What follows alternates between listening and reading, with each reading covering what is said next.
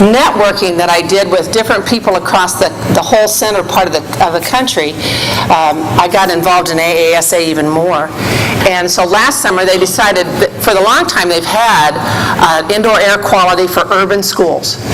They've had an organization, and they've been sponsoring conferences and meetings with them on a yearly basis. And in Kansas, it would have been the Blue Valley School District that's very involved in that.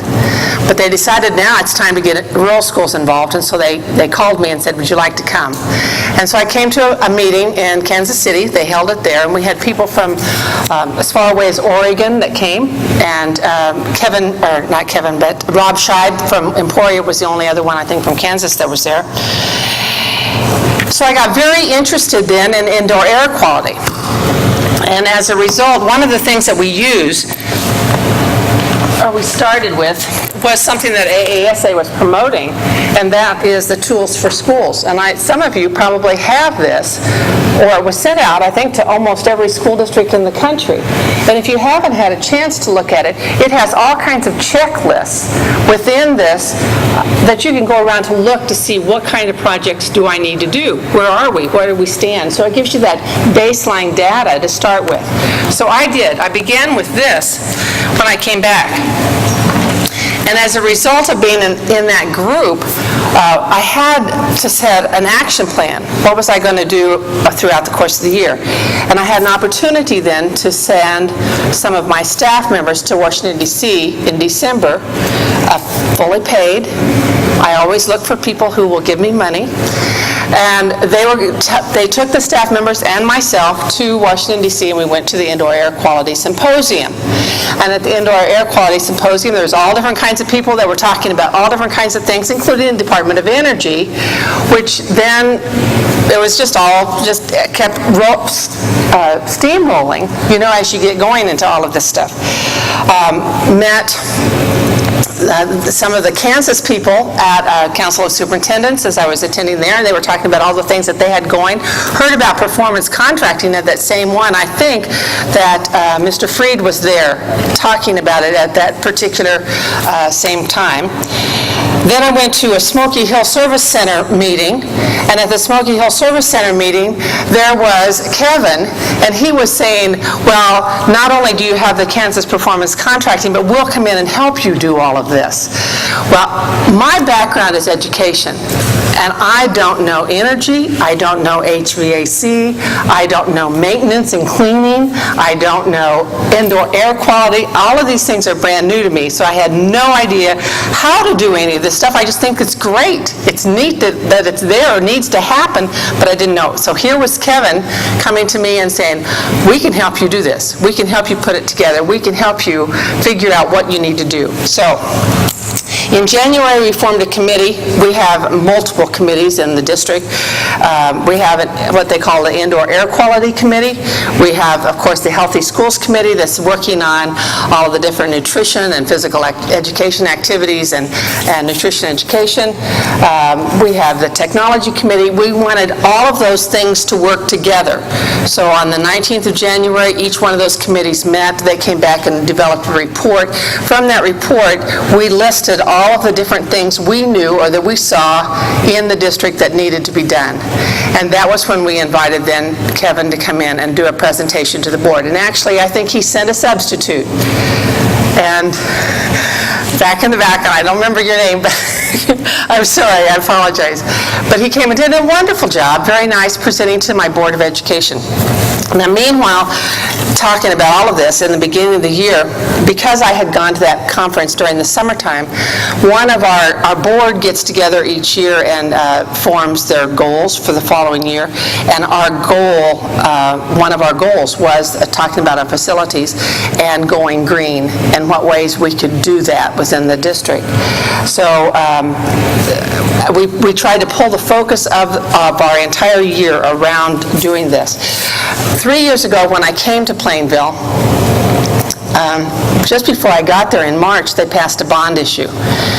for $3.6 million.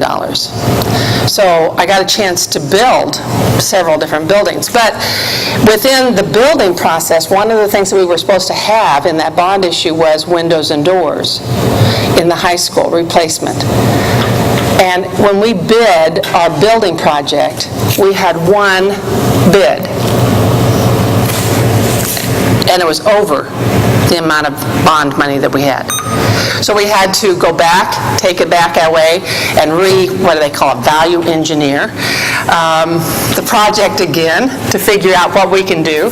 We put it out for bids again with 3 separate projects, and in the 3 separate projects, one bidder, a different bidder, but one bidder, and it was higher than the first bid. So we had to then eliminate a lot of the stuff that we were planning to do. Windows and doors in the high school was one of them that had to be eliminated. So obviously, as we were talking about this project and what we wanted to do this year, windows and doors was at the top of the list. And that was one of the things in that list of about 20 things that the staff had identified needed to happen in our schools for indoor air quality, for lighting, for all of the different kinds of things was at the top of the list. After Kevin came out and visited with us, after we'd heard about the performance contracting and the possibilities that would go with that, we also heard that the stimulus money was going to come out, and that part of the stimulus money said that QZAB money was going to be available. QZAB, Qualified Zone Academy Bonds, if you all have heard of them perhaps, is money that it comes through the State Department, but it's not State Department money. There's just a limited amount that comes to the states, and you can apply for it, but it is no interest money. It's bond money that you pay back out of your capital outlay, but it has no interest. So we applied for the QZAB money and got $1.5 million of that. In our capital outlay, we have been saving money for the windows and doors project. And so we had a little over $1 million in there, but we're going to be able to use about $700,000 out of there. And then in addition, as we have identified all of the projects and the board has determined which ones of the projects that they wanted to do, I think the total came up to about $2.6 million. And that's the project that we're hoping to go with. Now, that's dependent upon some things happening. The windows and doors are still an issue. But we're hoping that will be... but another good thing about the QZAB is that you sell the bonds, just like you do with a bond project. And our local banks are the ones who chose to buy it. One of the banks in the community, we have 3 different bankers, or different banks. One of them had agreed to buy all of the bond, $1.5 million.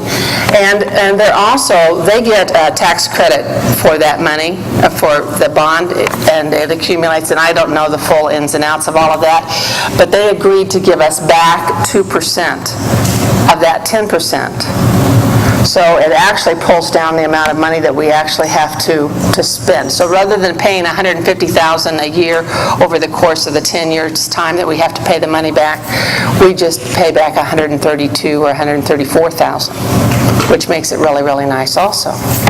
So there's money out there that's available, and I would really, really like to have more grant money so that we have some other things doing. What some of our plans are for this next year, and as we continue on, we're going to go with the projects. We're going to hopefully complete them by the end of next summer. And with my faculty and staff, we have been working on collaborative projects and the design of doing different kinds of things. The Professional Development Committee, the District Steering Committee, like I said, I have lots of committees. They decided that what they wanted to do was they wanted to collaborate not with each other so much. They do that as well, but we have one first grade teacher, or one second grade teacher. They want to be able to work with other job-alike people. So we invited 5 other districts, 6 other districts to come to our place, and we're going to be meeting on October the 12th in Plainville. And part of the discussion is going to be ways that those teachers can work across districts to be able to do things and to do projects together. So that, and we have purchased this year for all of the teachers webcams so that they would be able to communicate even from their classrooms with those other teachers and get a chance to do that kind of conversation rather than driving there, to be able to do that type of sharing and also to involve our kids in that same manner and getting the projects done.